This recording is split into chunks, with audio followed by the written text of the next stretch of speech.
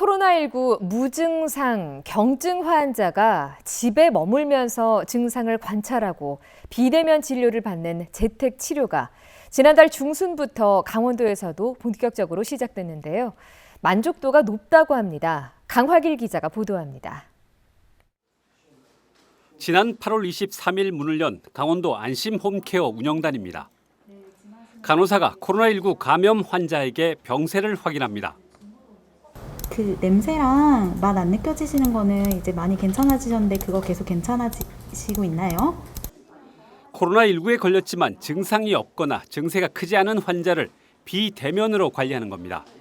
물론 확진자는 생활치료센터가 아닌 자기 집에서 지냅니다. 재택치료 환자는 체온계, 산소 포화도 측정기, 해열제 등 자가치료 키트와 격리 중 필요한 생필품과 식료품 등을 받습니다. 애들 때문에 애들이 어리다 보니까 저희가 아무래도 집에 있는 게 애들 심적으로 더 편할 것 같아가지고 선택을 했거든요. 현재 강원도에서는 의사 3명과 간호사 4명이 하루 2번 확진자의 상태를 확인합니다.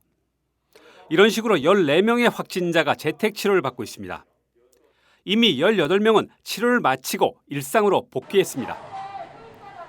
증상이 악화돼 병원으로 이송된 환자는 1명에 불과했습니다. 성인 1인 가구가 67%로 가장 많고 다음으로 소아, 청소년과 보호자 순이었습니다. 그렇다면 이들이 생활치료센터나 병상을 선택하지 않은 이유는 뭘까요?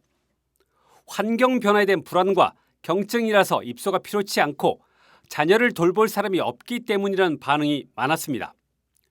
실제 재택치료를 받은 환자들의 만족도도 80%로 높았습니다. 또 재택치료를 진행하면서 가장 만족스러웠던 점을 꼽으라고 했더니 집에서 치료를 받으니까 심리적으로 안정된다는 답변이 가장 많았습니다. 몸도 아픈데 낯선 공간에 있는 것보다 좀 안정적이라고 얘기해야 되나요? 강원도는 현재 12세 이하 어린이나 50세 미만 1인 성인 가구를 대상으로 한 재택치료 대상자를 확대할 방침입니다. 또 의사와 간호 인력도 보충할 계획입니다. 재택치료를 활성화하기 위해서는 이 재택치료에 대한 안전성, 심리적인 그 정서 이런 거를 좀 많이 좀 보완을 좀 해야 될 것 같습니다.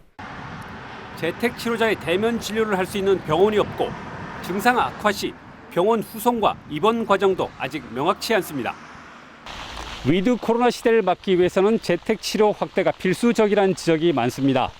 그런데 이런 문제점들을 시정해야만 단계적 일상 회복 전환도 가능할 것으로 보입니다. MBC 뉴스 강화길입니다.